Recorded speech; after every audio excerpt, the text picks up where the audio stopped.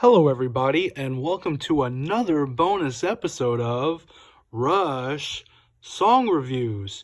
So we discussed previously the B-side of Rush's first single, which is You Can't Fight It. And now we're going to discuss the A-side of that single, which is a cover of Not Fade Away, the song from Buddy Holly.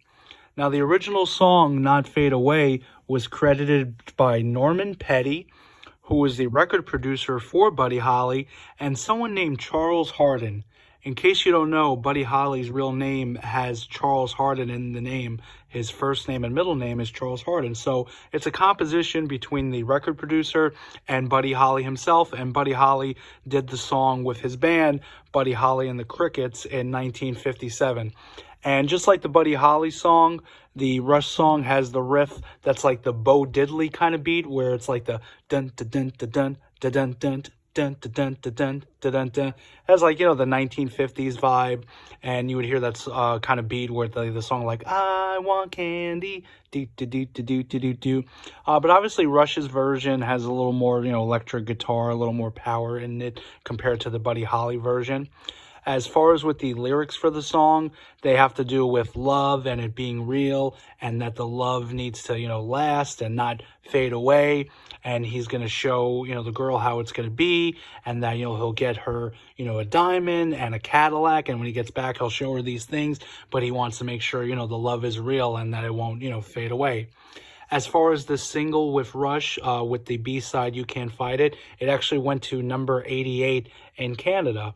As far as the singing with Geddy, the vocals could use a little more energy, in my opinion, and the song could use a little more energy. You have, the riff going on, and the middle section is interesting because they do like an a cappella, where it's like an echo and you don't hear the guitar. So that was something different with Rush.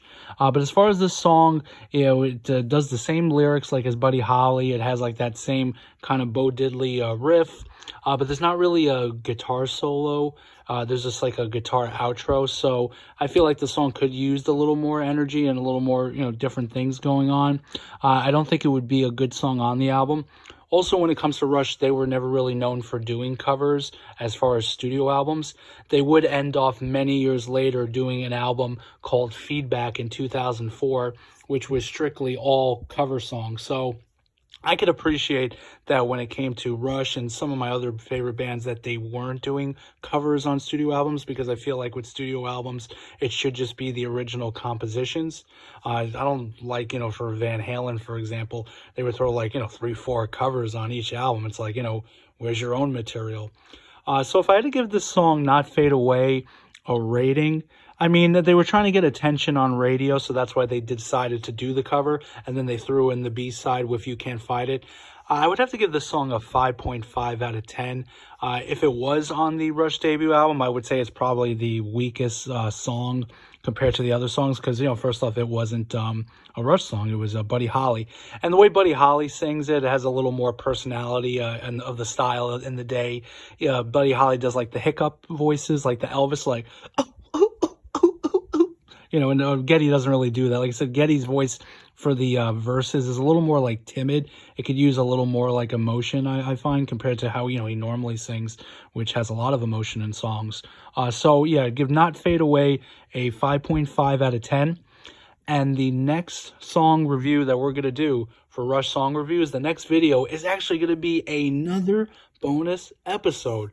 We're going to do a song that Rush didn't record, but they wrote the song and they played it live early on in their careers, and it was called Garden Road. There's not that many extra Rush songs once you go further into their history as far as unreleased material and compositions that they recorded but didn't put on an album, or that, they didn't record at all. So it's good to get these ones out of the way, because going forward, once we start getting more and more into the different albums, we're really just going to have the studio tracks when it comes to Rush. So look out for that next video. It's going to be on Garden Road. So we'll see you then, and see you soon.